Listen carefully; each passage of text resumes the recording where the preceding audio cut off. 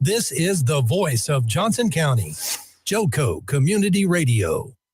Why have thousands of aspiring authors teamed up with Christian Faith Publishing to publish their book? Because Christian Faith Publishing is an author-friendly publisher who understands that your labor is more than just a book. We provide authors freedom and flexibility throughout the publishing process, professional book editing, award-winning design, and some of the highest royalty structures in the publishing industry. And as always, you will retain 100% of the rights to your book. I was looking to find a company that I could trust, one that assisted in the editing process completely.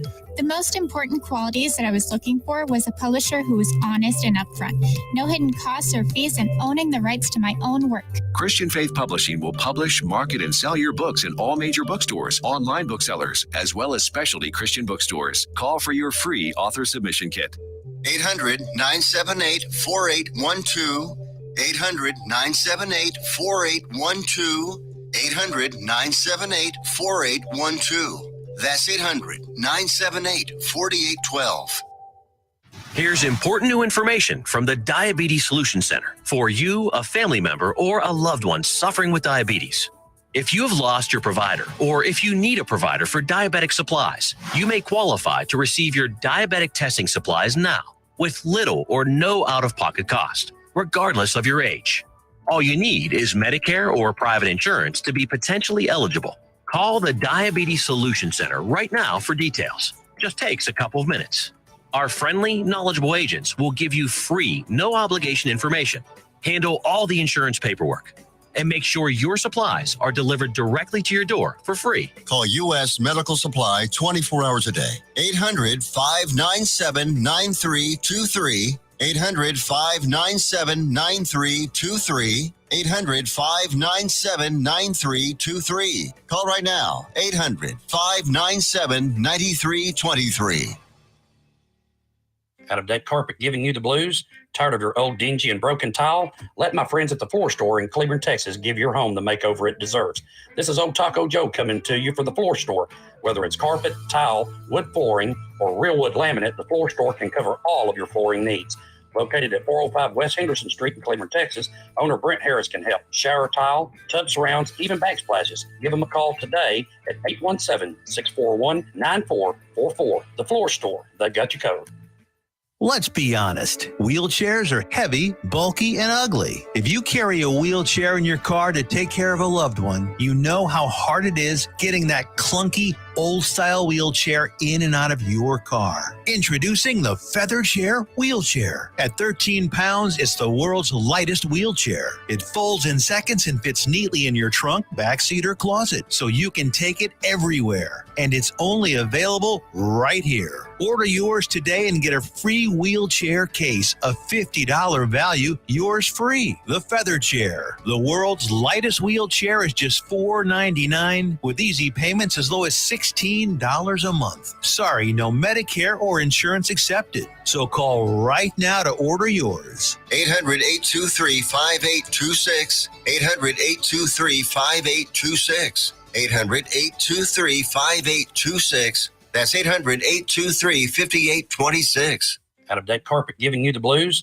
Tired of your old dingy and broken tile? Let my friends at the Floor Store in Cleveland, Texas give your home the makeover it deserves. This is Old Taco Joe coming to you for the Floor Store. Whether it's carpet, tile, wood flooring, or real wood laminate, the Floor Store can cover all of your flooring needs. Located at 405 West Henderson Street in Cleveland, Texas, owner Brent Harris can help. Shower tile, tub surrounds, even backsplashes. Give them a call today at 817-641-9444. The Floor Store, they got you covered.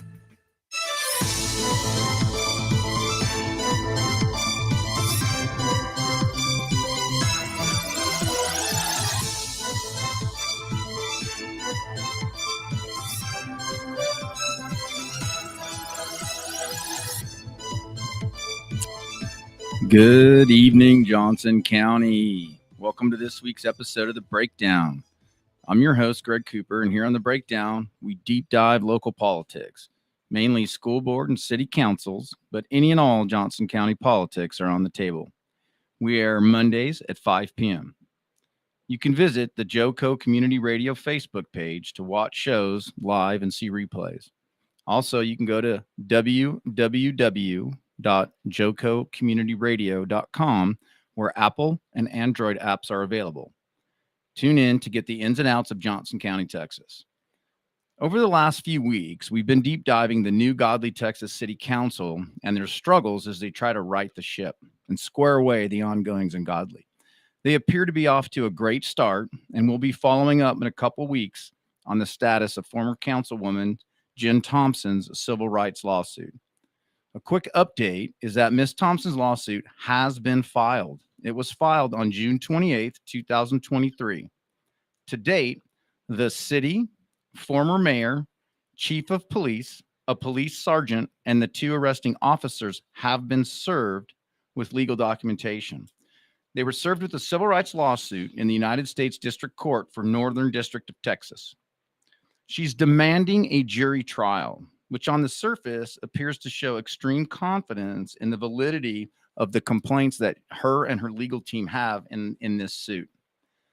The type of lawsuit and where it is filed eliminates the Johnson County legal system from involvement, at least for now. We have suspicion that there may be others named in future suits or subsequent one as discovery occurs. Time will tell. Jen Thompson's initial complaints in the lawsuit are as follows: false arrest, a Frank's claim, malicious prosecution, First Amendment retaliation, failure to intervene, conspiracy. So why is a civil rights lawsuit important, and what does it mean? Well, the source of police misconduct claims under federal law is found in the United States Constitution. Lawsuits alleging federal constitutional violations against state and local police officers are brought pursuant to federal law 42 U.S.C. 1983, popularly known as a Section 1983. Section 1983 establishes a cause of action for any person who has been deprived of rights secured by the United States Constitution or laws of the United States by a person acting under color of state law. In order to prevail on a 1983 claim, a plaintiff must prove that 1, the conduct was committed by a person acting under color of state law, and 2, as a result of this conduct, he or she was deprived of rights, privileges, or immunities secured by the Constitution and laws of the United States. Time will tell if any of this applies to Mrs. Thompson's and her suit and whether her arrest was in compliance or gross overreach. The burden of proof is not the same as a criminal trial. A criminal trial rests on the prosecution's ability to prove beyond a reasonable doubt that there was wrongdoing, but a civil rights suit rests more on preponderance of the evidence, which is just enough. Bottom line is it is far easier to prove the validity of these claims than claims brought in a criminal court of law. Lastly, it's important to know that because of these accusations, the mayor and police officers involved are not only possibly liable in their official capacity, but also individually. The civil rights piece pierces the protective shields that they enjoy being in the jobs they are. Mm-hmm. No one knows how this will shake out. It will be interesting to watch. We will have Jen back on in the future to deep dive the suit and detail the events that led up to it. Whatever side you fall on, this is an important step to clearing up a lot of the unknowns moving forward. It offers a real chance to begin to clear the slate of the city of Godley. Accompanied with other actions, the new council is taking specifically a forensic audit, which has been approved to move forward, or it's in the process of, the creation of an asset list, which will define accountability for city property funded by taxpayer dollars, the creation of a vendor list to get approved, licensed, insured, and appropriate vendors to manage the accounts and property of the city, and the accounting for 100% of taxpayer dollars. These are all steps in the right direction. They are identifying serious questions and responsibly, but more importantly, transparently dealing with them. The new council should be applauded for that, if nothing else. As we approach the 4th of July and prepare to celebrate the birth of our nation and its Independence Day, it's imperative that we all remember what it took for our founding fathers to secure the rights that we hold so dear today. It came at great cost. With it comes with great responsibility. It takes all of us to actively participate in government and civics, and this includes ISDs. Without the citizens' involvement, the elected officials are tempted to run amok and go down a path that begins to chip away and erode the rights that we cherish. This leads us up to tonight's guest. Tonight's guest threw her hat in the ring last spring and ran for Godley ISD School Board trustee. It's Nova Olson. Miss Olson identified what she perceived as issues with the ISD. She met many, many others who felt the same way, and she brought her grievances to the school board, and they fell on deaf ears. Once it was apparent that the school board was not willing to work with her, address her issues, and basically ignored her and others, she decided to run for the position. Nova Olson decided to run somewhat last minute. She was unsuccessful, unfortunately, in her bid. However, she's staying involved and informed and educating herself as she moves forward and to make a determination on the future of her involvement. Nova, welcome to the breakdown. How have you been doing since the election? We're about 2 months now afterwards. How you doing? Doing good. Thank you for having me on. I agree with what you said, that I'm staying involved, going to the school board meetings so that I can remain educated about what they're talking about, as we discuss finances and as we discuss policy changes and those things. I want to be prepared that in the event that I run again, I am considering it for sure, because these issues are still important.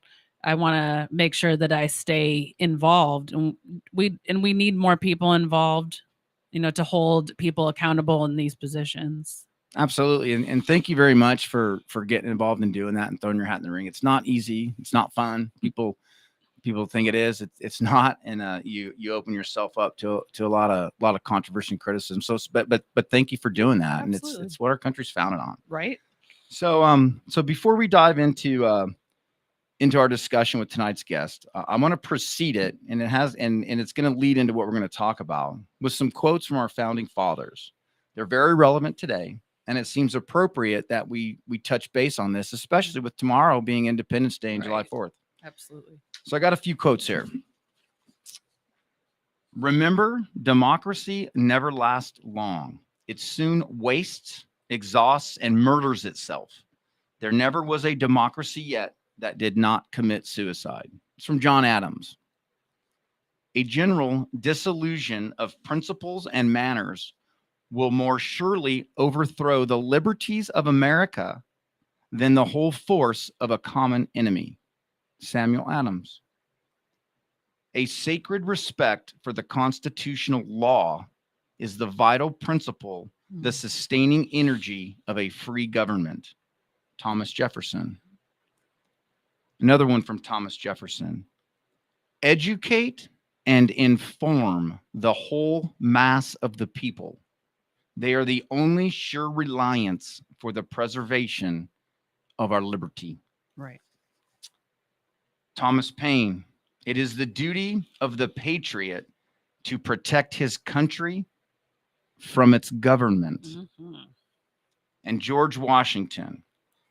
If the freedom of speech is taken away, the dumb and silent we may be led like sheep to the slaughter. Mm-hmm. So as we move forward into 4th of July tomorrow, everyone just take a brief moment to remember what it took for us to get to this point in our country, and just never take what we have for granted. And remember, it's everybody's responsibility to try to preserve this. Absolutely. And this leads us into tonight's episode, and we're going to call it The Truth, the Whole Truth, and Nothing But the Truth. Are you getting it from Godley ISD? What say you, Nova? Is Godley ISD being 100% transparent, providing the truth in its entirety? What do you think? I don't know. I that's not what I've observed. That's not from people I speak with in the community. Certainly not. I think that parents in our Godley community would be surprised to know of some of the grievous things that have been going on. Kids being, there's been assaults, that have resulted in criminal charges, serious assaults that have resulted in criminal charges in the high school alone. We've really unfortunately, we had a student, a young lady commit suicide in our own community that was going to our schools. And I don't see a lot that's really being tackled on that. I see talk about a lot of sports. Well, and that's one of my points of contention. I'm a big believer that you can't run from problems, you can't hide from problems. If you Right. don't identify problems, you Absolutely. can't ever honestly address them and assess them. Right. But and I think that Godly ISD loves to put things on shelves and in pretty little boxes and put them away for a while and not really discuss them. But let's get on to the meat and potatoes of our show. Yep. And we'll talk about some of those more serious concerns later. But let's start with the May 2023 trustee election and what did we learn? So the people have spoken. There was 4 candidates up for 2 seats. Yep.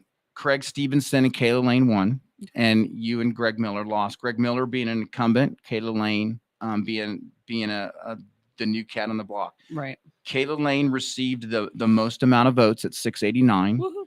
Craig Stevenson, number 2 at 622. And that's more than double the last election. Which is fantastic. Which is fantastic. Right. The more people that get out and vote, the greater the ISD has and knowing that it's being represented by the majority of people. Absolutely.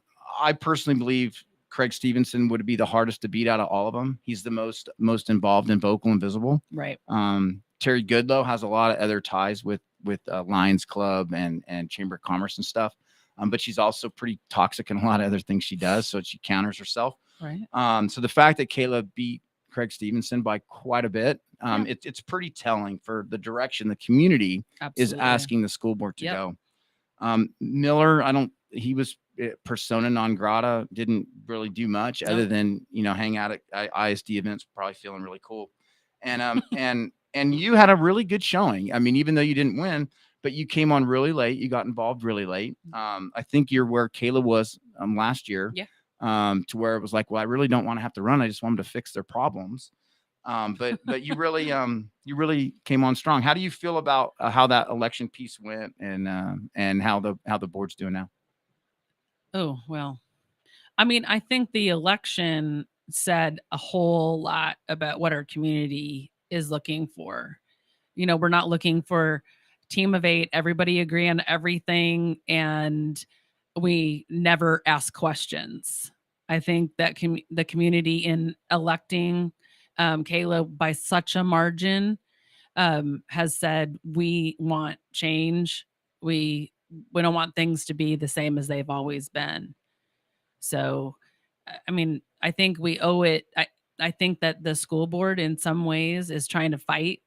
Even, with a new member, they're trying to fight this process of change. Sure. So talking about fighting this process. So Kayla Lane was elected probably by the largest amount of votes ever in Godly ISD. Yeah. Now they are growing, but her increase from the last election was much more dramatic than the growth.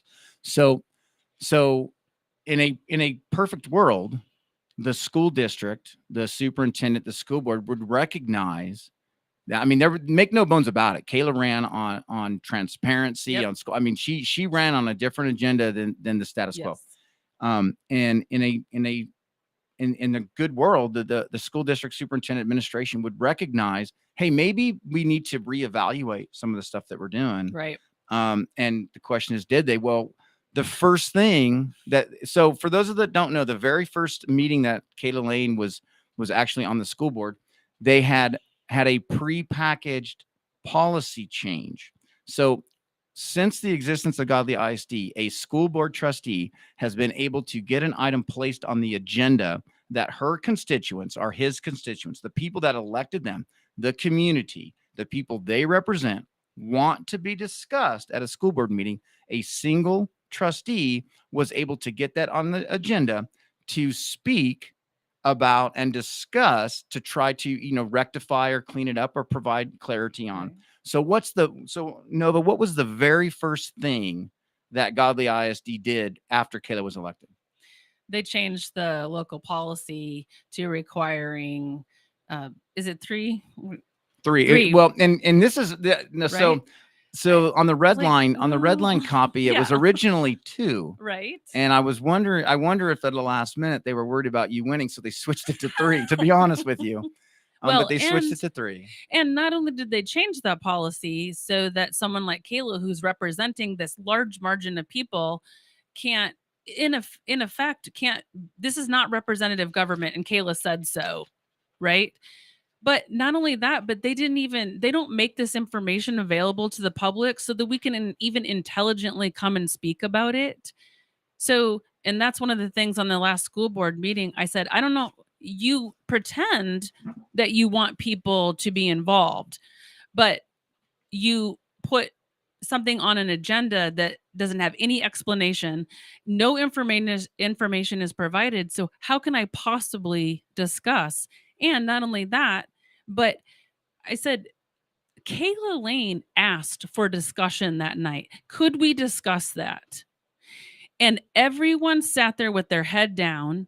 No one said anything, not even for civil discourse. If you really believe that your policy is the best policy, then you better be willing to sit and have civil discourse over it, even if you don't agree, even if that doesn't change the trajectory of where we're going. Then if a board member asks for discussion, then it's really cowardly to sit there in silence. Sure.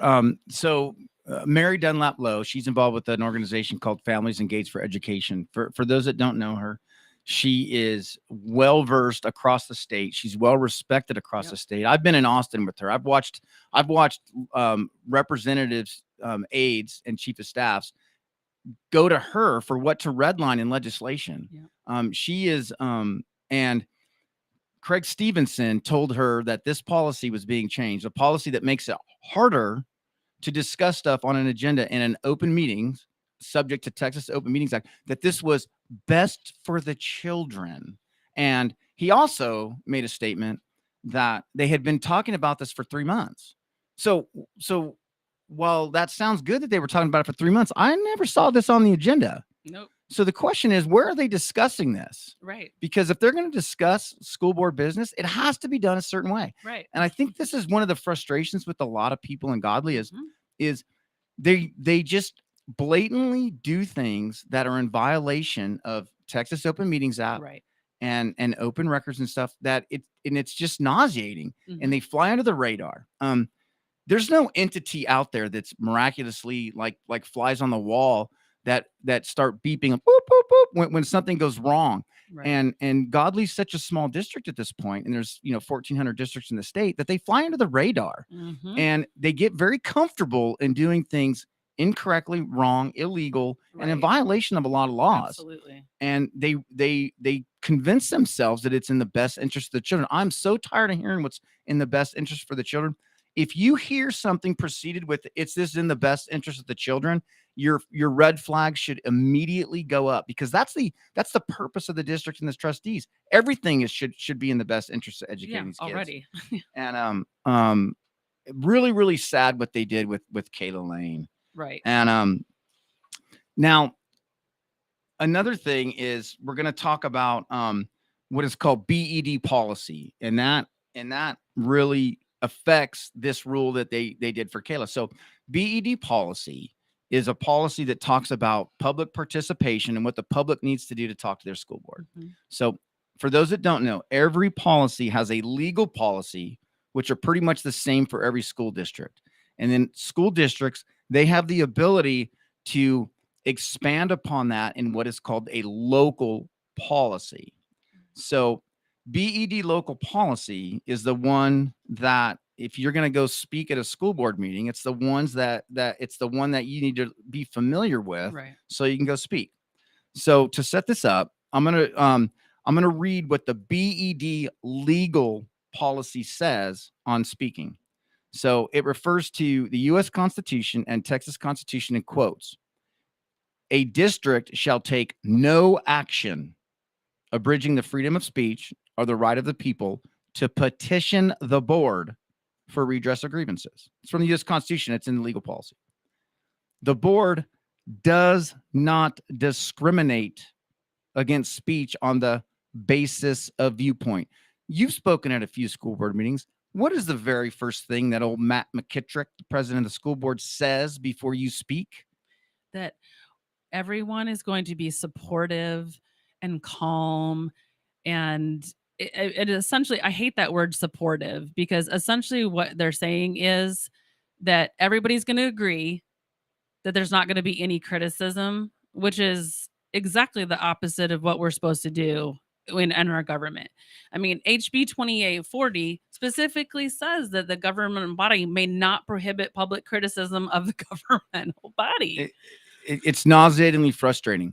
And for those that don't know, what Godley ISD is doing, and a lot of ISDs do this, but they're not going by the intent of the legislature. So Right. So the legislature puts some restrictions in and some changes that you can use to prevent things like a filibuster.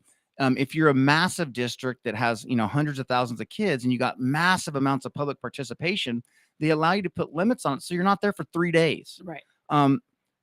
Going down and talking in Austin, I've waited as late as 3:30 in the morning to speak because they want everybody to speak. But what a district like Godley does is they bastardize the intent of this legislation to prevent people from talking to their elected officials and make it hard. And I'm going to call it Kayla's policy or Kayla's rule is just another layer to prevent the constituency from speaking to the elected officials. And it's very frustrating. Do you agree? And have you run into problems with that? Oh, yeah. I mean, that's why I talk about that none of that information is made public so that people can actually be prepared to speak. So there's never an opportunity for me as a constituent, right? I vote. So I elect these board members, right? They represent me. They don't represent Dr. Deere, and they don't answer to Dr. Deere. They answer to the constituents, the voters, right? Absolutely. And so we never have an opportunity, if something is going wrong, first of all, to know about it until it's too late. Second of all, to even discuss it if there is something going on, if it's not on the agenda, which they're not going to put it on because they don't want to deal with it. No, absolutely not. And it's a catch-22 is essentially what it is. So what a truly transparent district or city council or any government body will do, what they will do is 100% of the documents that is subject to open records, they will release in what is called a board or council packet. So the board members get a volume of paperwork. Some of that some of that very well may be, subject to executive session privileges, and no one's asking for that stuff. Nope. Nobody's we're asking that executive and closed sessions not abused, but no one's asking for that stuff. But the board packet or council packet is released to the elected officials. They review this stuff and it helps them make their decisions. Right. And then a good board or council will have a very, very detailed agenda item, which it describes exactly what they're doing and what they're trying to do. It's not like a one sentence type thing. So a responsible constituent can go over the material, see what the intent is, and then go to a meeting and speak and redress their potential grievances with their elected officials to assist in the decision-making process. Godley hides all this stuff. And then and then people will complain about how citizens are creating legal bills because they have to open records of stuff and they run everything to the lawyers. When if it's subject to open records, if they just released it, it would save thousands of dollars, if not tens of thousands of dollars. That's a really good point. Yeah. And they're not being responsible in that way, much less lack of, like they're not being fiscally responsible or transparent. Well, in April, I mean, I subpoenaed, or not subpoenaed, I opened records, receipts for advertising expenses, and I'm still waiting for them, and I'm still waiting for them. And we're they spend thousands of dollars to get it redacted to send to the AG, and they're darn sure going to have to release a receipt, and they just make you jump through these hoops, and it's really frustrating. Yeah, it is. But back on this legal policy, it also references the Texas Constitution, which says citizens shall have the right in a peaceable manner to assemble together for their common good and to apply to those invested with the powers of government to, again, redress of grievances or other purposes by petition, address, or remonstrance. So here again, this is the legal portion of that. And then they also talk about public criticism. And this is key to what Godley does. And we'll get into this later. In the legal policy, it's very clear. A board may not prohibit public criticism of the board, including criticism of any act, omission, policy, procedure, program, or service. Right. It's very clear. Very clear. So we're going to come back and we're going to talk about the local policy and basically how Godley bastardizes the legislative intent to get around following the U.S. Constitution and the Texas Constitution to basically hide things that are going on in the district, to prepare and have a stage and set the stage for basically a false idea of the way the district looks. Right. So yeah. So sure. We'll be back here in a minute on the breakdown with Nova Olson, and we'll talk to you guys in a second.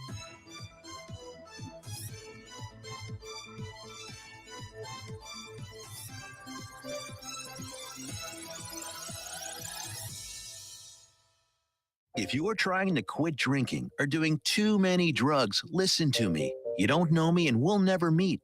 I had a problem like you once. I drank and used to party a little too much till it got out of control and almost ruined my life. I realized I needed help to fix my problem before it totally destroyed me. If you've tried to fix your drinking and drug problem and you know you can't do it alone, you need to call the National Treatment Advisors. They'll immerse you into a 30-day program to replace your old habits with new habits and totally change your life. And if you have PPO private health insurance, the entire program may be covered. Fix your problem right now before it gets any worse. Get clean. Call now and learn more. 877-247-1581. 877-247-1581. 877-247-1581. Out of dead carpet giving you the blues? Tired of your old dingy and broken tile? Let my friends at the Floor Store in Cleveland, Texas give your home the makeover it deserves. This is Old Taco Joe coming to you for the Floor Store. Whether it's carpet, tile, wood flooring, or real wood laminate, the Floor Store can cover all of your flooring needs. Located at 405 West Henderson Street in Cleveland, Texas, owner Brent Harris can help. Shower tile, tub surrounds, even backsplashes. Give them a call today at 817-641-9444. The Floor Store, they got you covered. Out of dead carpet giving you the blues? Tired of your old dingy and broken tile? Let my friends at the Floor Store in Cleveland, Texas give your home the makeover it deserves. This is Old Taco Joe coming to you for the Floor Store. Whether it's carpet, tile, wood flooring, or real wood laminate, the Floor Store can cover all of your flooring needs.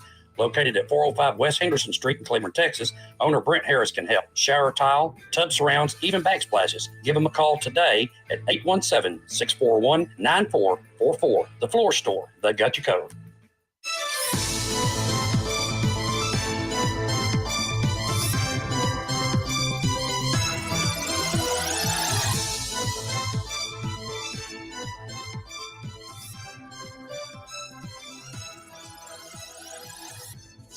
Welcome back to the breakdown. I'm here with Nova Olson, former Godley ISD school board trustee candidate, and we're talking about policies and how they affect or either enable or hinder free speech.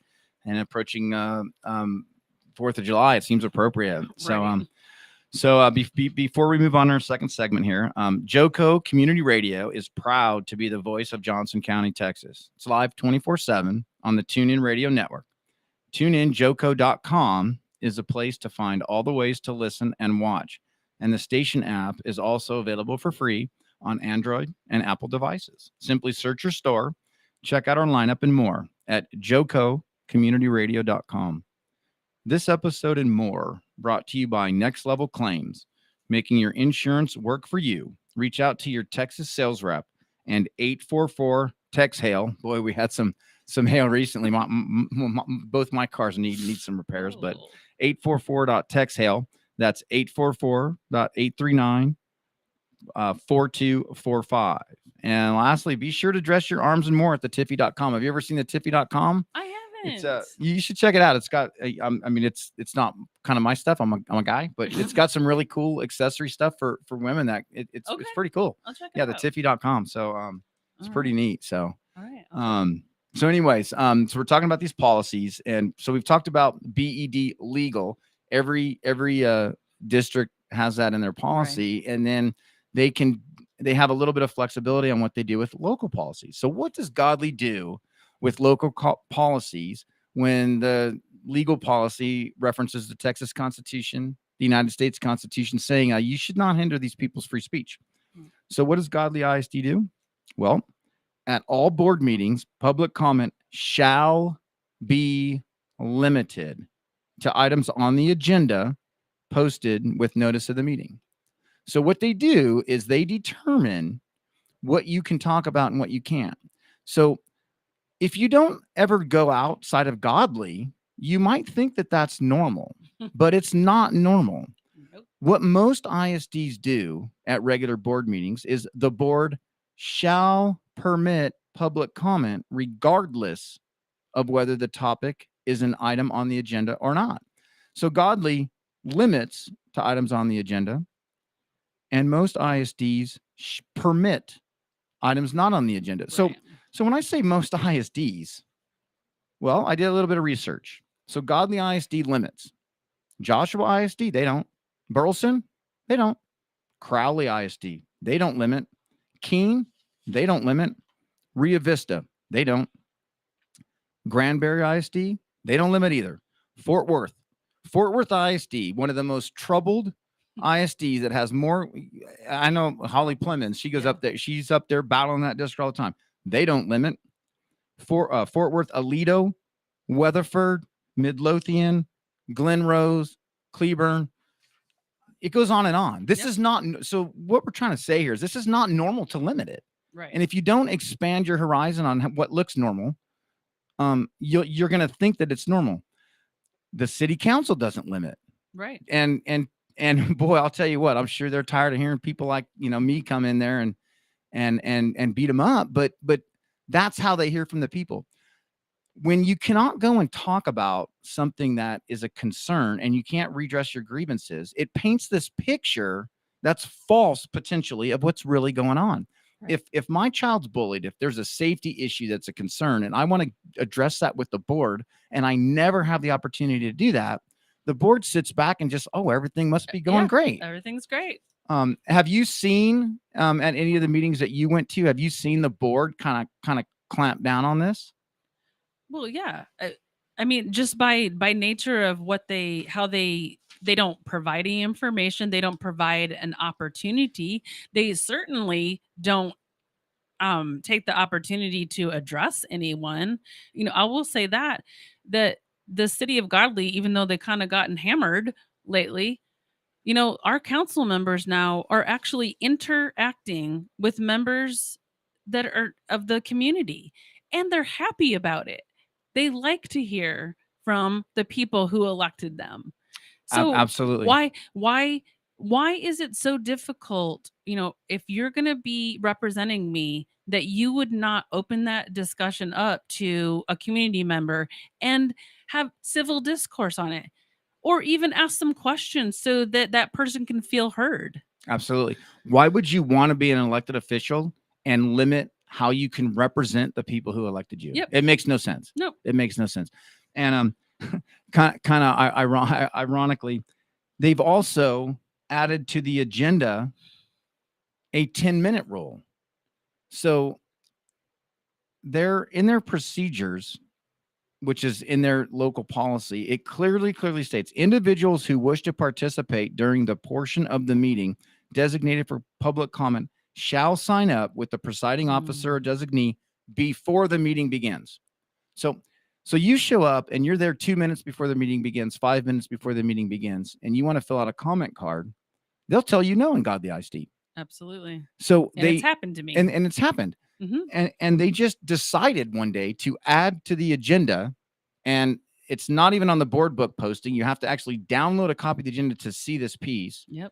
That you have to sign up 10 minutes early. So and here again, it sounds trivial, like, well, why are we moaning and groaning about that? It's just another layer.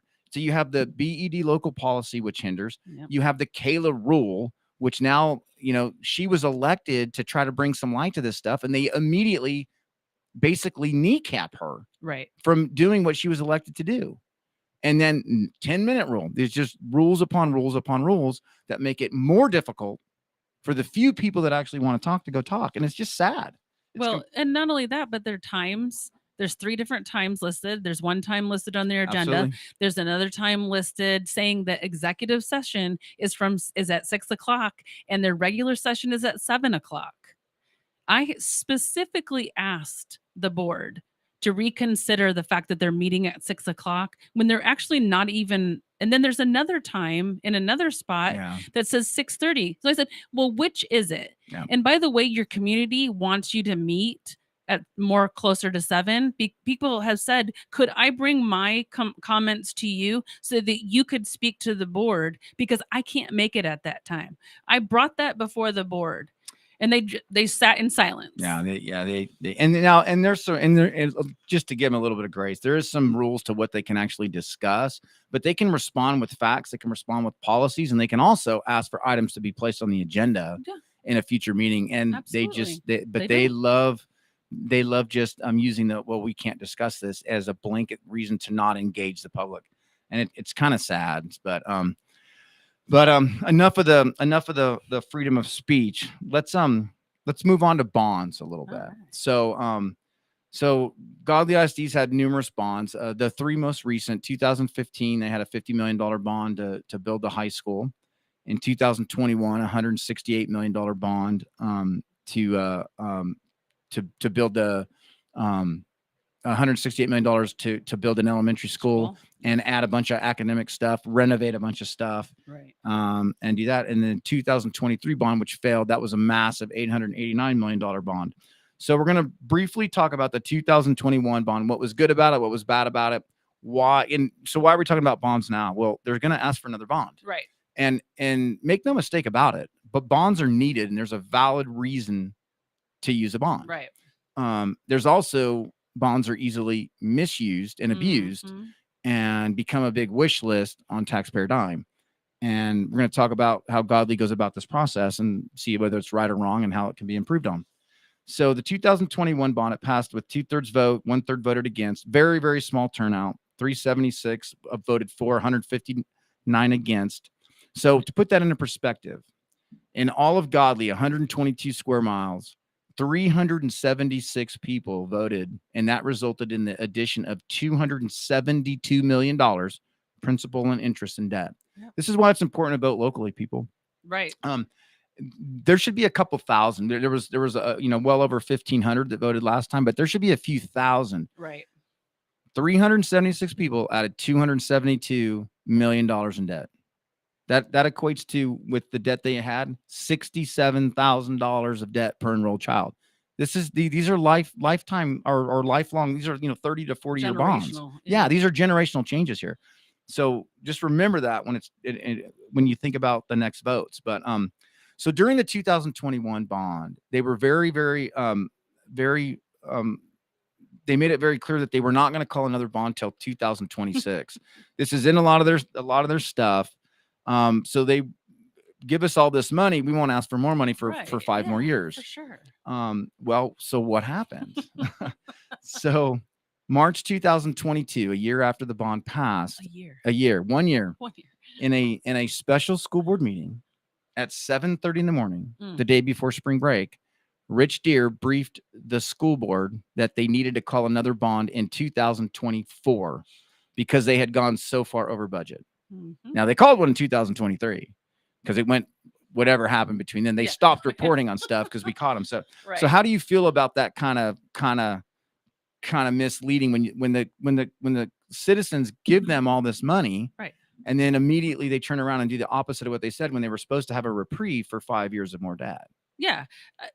First of all, there really wasn't even an understanding, right, of what money had been spent and why.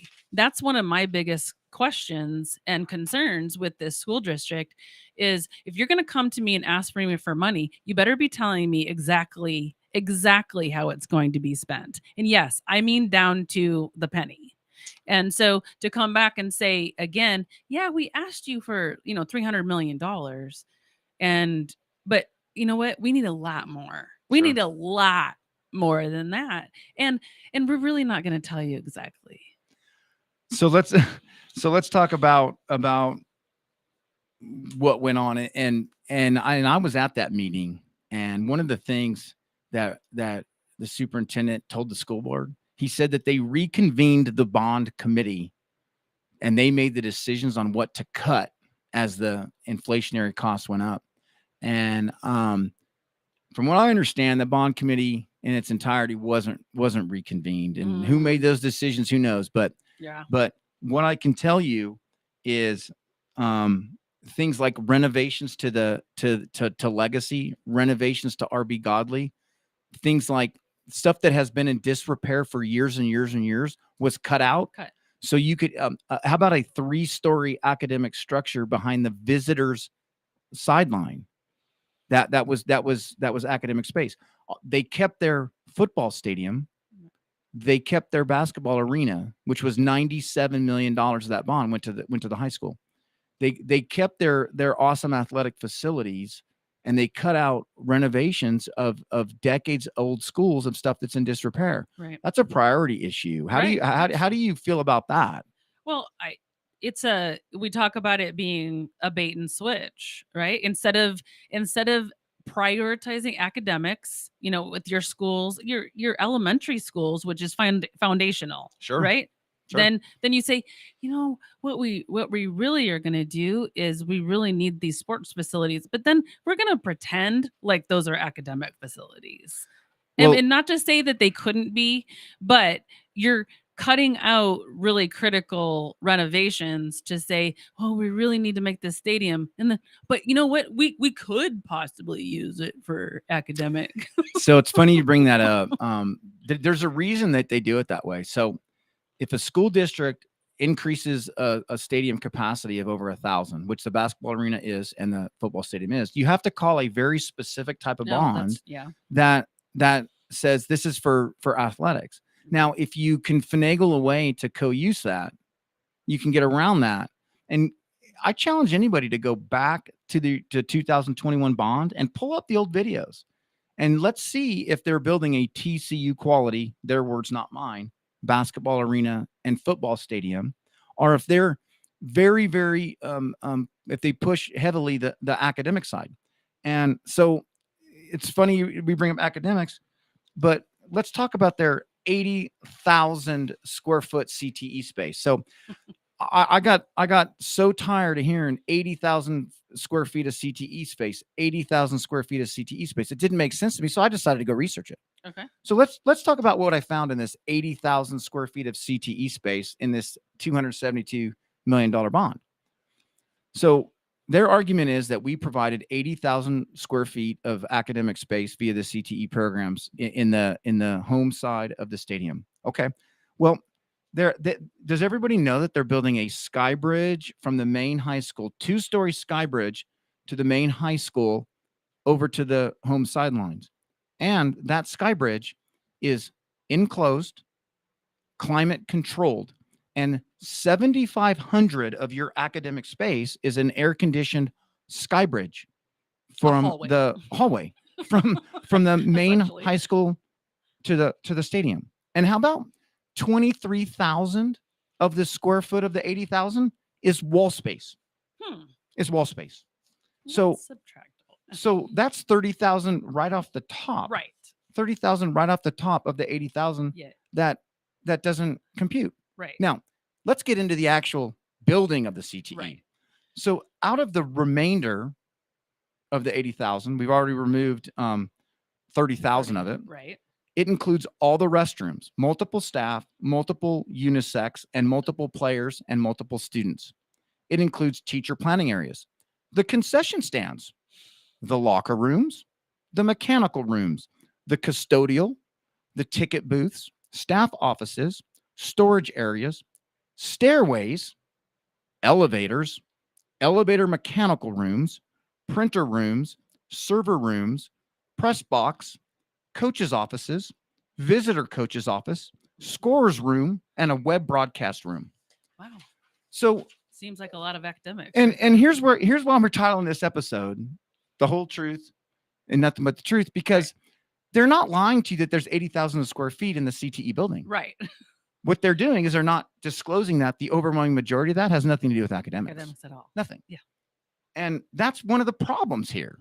Yep. And if somebody wanted to go ask the school board this, they can't. Right. Because they put policies in place. So what do you think about that type of stuff? And does that make any sense to you? And if you were elected, would you allow that kind of stuff to go on undisclosed? Absolutely not. Because if you're going to say that this is about academics, then the majority of it better be about academics. I mean, just put the true square number, the Well, square foot number in there. We know if it's and people- 30,000, yeah, 40,000. because then people can actually make a decision. Sure. You know, and I really want everybody to think about coming out to these meetings and hearing what's going on for yourself, because you can sit and listen to Greg and I talk about these things, and we're giving you facts, numbers and facts, but you need to come out and you need to start seeing it for yourself and hearing it for yourself, so that when you're voting, that you're being able to ask those questions and finding out whether or not you're getting the answers. Sure. Because you're not. No. And you're not being necessarily lied to, but you're definitely not getting the truth and the whole truth by any means. It's called deceit. Yeah, it's absolutely, or grifting. Oh, yeah. Yeah.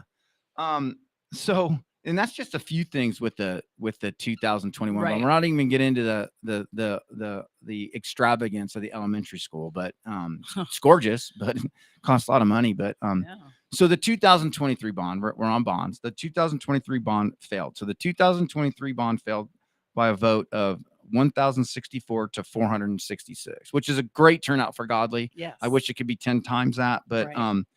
Comparative, it was 376 to 151, where 159 was the 21 bond, 1064 to 466 was the 23 bond.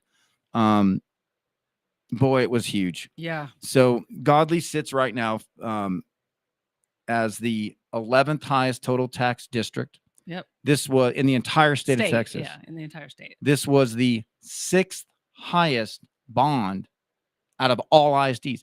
There's ISDs that have over 100,000 kids. Right. Godley has 2,700, 2,800. Right. 6th highest in the entire state of Texas. And they released one page of what they were building and where the money was going. And we'll get into that in a second. Yep. But they were doing things like a wastewater treatment plant. Now, is that a school district, John? Who should do a wastewater treatment plant in your idea? In the city. The city, our county, or somebody County, that provides yes. it? Yep, absolutely. What about a text dot survey? So a text dot survey should be done by developers that are moving in and going to increase traffic flow. It should be done by text dot before they decide to increase the size of the roads. But why would you fund and finance for 30 years a text dot survey? Makes no sense. And then they were going to bring in 3 elementary schools. And I really am going to hit on these elementary schools in a second. And I want everybody to remember the elementary school that opened in January started with had a final price tag of $36 million. And as long as they're telling us the truth. So let's talk about this bond. So I'm going to hold up here, and I don't know if people can see it. This is the one. It's hard to see here. Like, I hate not being able to show you guys the stuff we're seeing, but one page of line items that led to a total of $889 million. One page. Just to give people the idea of the extravagance of this, they just built an elementary school for $36 million. Mm-hmm. This had 3 elementary schools in it.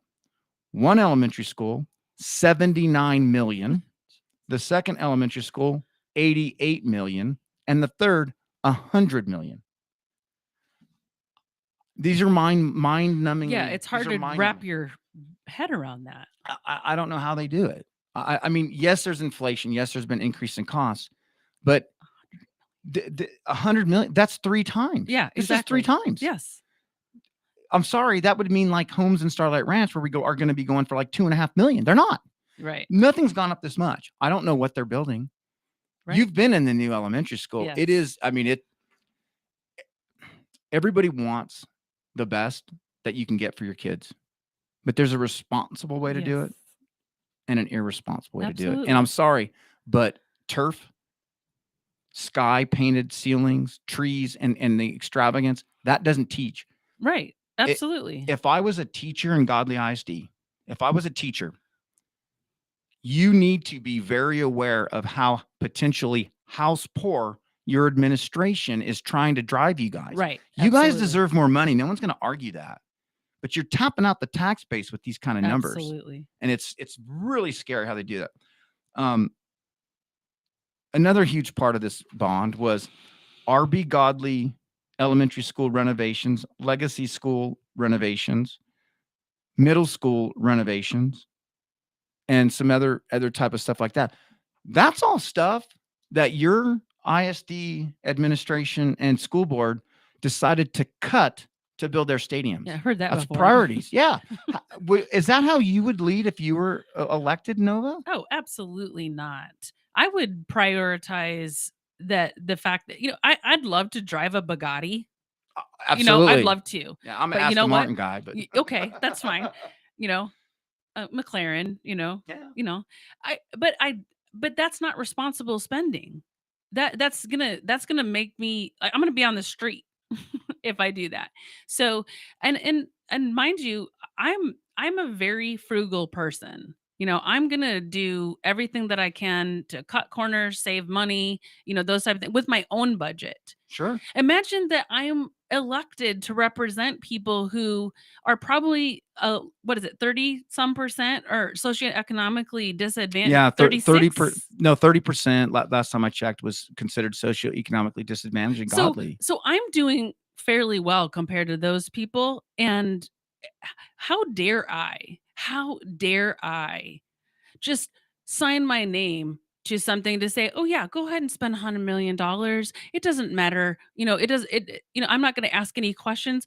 Absolutely not. We have a responsibility to every single person who lives in our community to say, I'm going to get you the best price.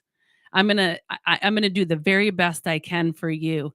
I wouldn't do any less for you than I would for my own family. And I'm going to give you more than a few line items Exactly. to account for $889 You better give me a lot more million. information. Yeah. So we're getting ready to wrap down here. Some of the other stuff in here. And before we move on, make no mistake about it. These renovations are needed. The school, Absolutely. Some of the stuff has been neglected horribly bad.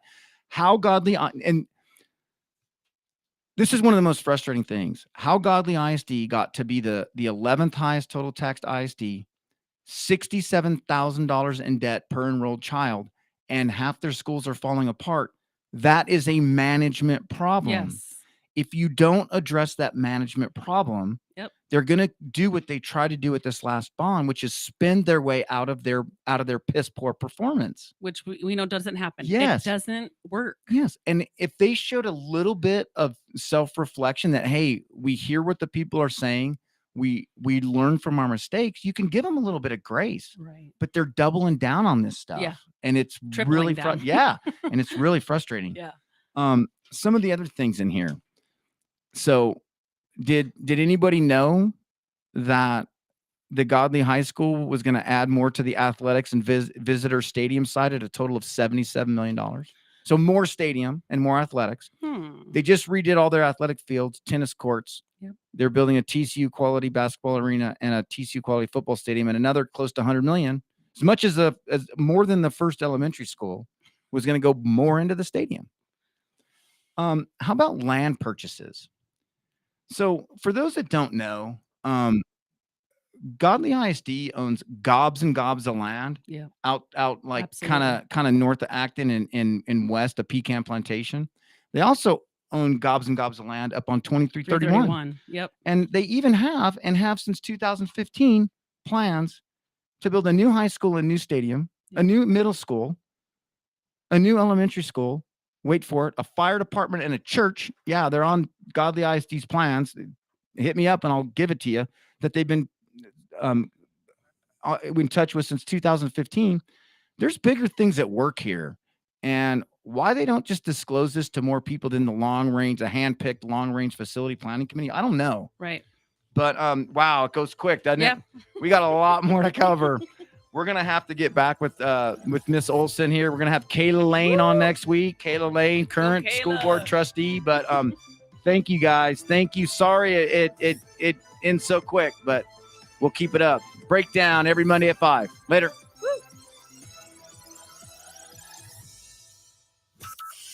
From Burleson to Venus and Grandview to Godley, this is the voice of Johnson County. Joco Community